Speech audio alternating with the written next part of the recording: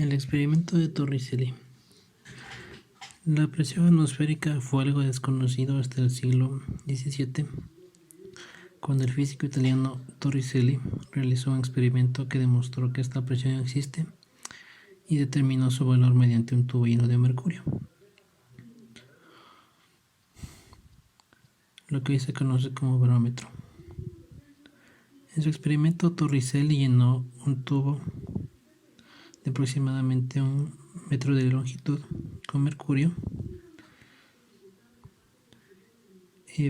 Este tubo, por uno de sus extremos, estaba cerrado y por el otro abierto. El extremo abierto lo introdujo en un recipiente con mercurio y al colocarlo en posición vertical observó que el peso de mercurio tanto en el tubo como en el recipiente se equilibró. Es así que Torricelli demostró que el valor de la presión atmosférica es de 76 centímetros de mercurio.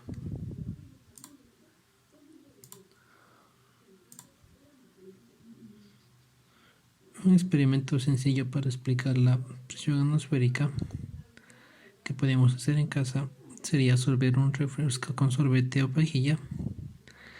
De esta manera, lo que sucede es que al sorber el aire con la pajilla estamos reduciendo la presión interna de este fluido, o sea, del aire, en la pajilla.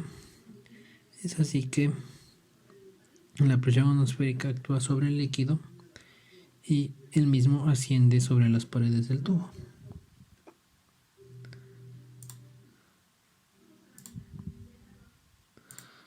A continuación llegamos a lo que son los manómetros, los mismos que son instrumentos que nos sirven o nos permiten medir la presión de un fluido dentro de un recipiente.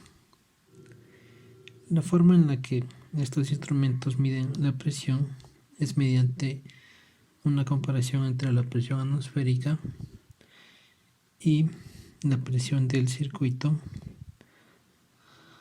por donde circula el fluido. El tipo de manómetro más utilizado es el de tubo en U, que contiene mercurio.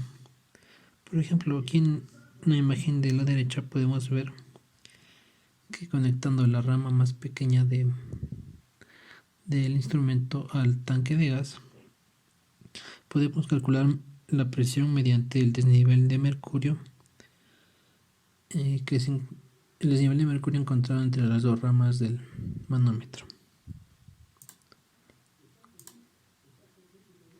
Por último tenemos los tipos de manómetros. Aquí podemos ver un manómetro tipo NU, de tubo en U, que es un que ya describí anteriormente, en el que se equilibra la presión, una presión desconocida con otra conocida, que generalmente es la presión atmosférica, y es posible determinar la presión desconocida mediante la diferencia de alturas entre las ramas del instrumento. Un manómetro de Bourdon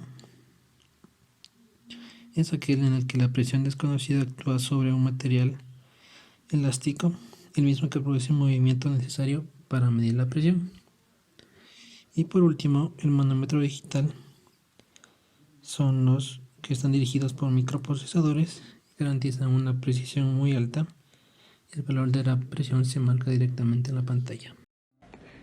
Para el siguiente experimento vamos a necesitar los siguientes materiales: una tabla de madera como base, 3 tablas de 22 centímetros, una jeringa, 3 ménsulas, 2 abrazaderas, clavos y tornillos, una regla, un destornillador, colorante y por último una sonda.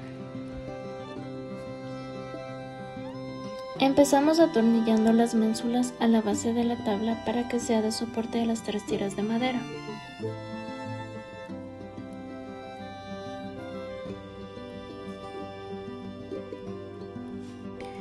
Luego dibujamos la línea de color verde y atornillamos a la jeringa con las abrazaderas. Aseguramos bien el tubo Colocamos el colorante y probamos si funciona. Un manómetro funciona según el principio del equilibrio hidrostático y se utiliza para medir la presión ejercida por un líquido o un gas inmóvil. El equilibrio hidrostático establece que la presión en cualquier punto de un fluido en reposo es igual y solo su valor es solo el peso del fluido que lo recubre.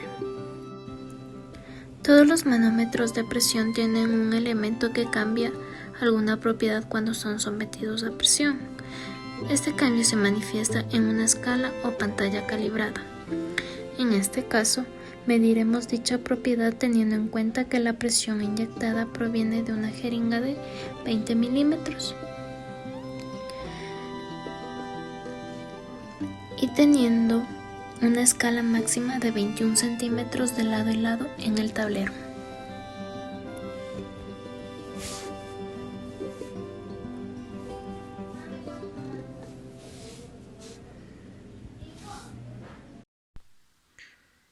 Aquí podemos apreciar los cálculos realizados para determinar la presión dentro de la jeringa en el sistema manométrico que utilizamos.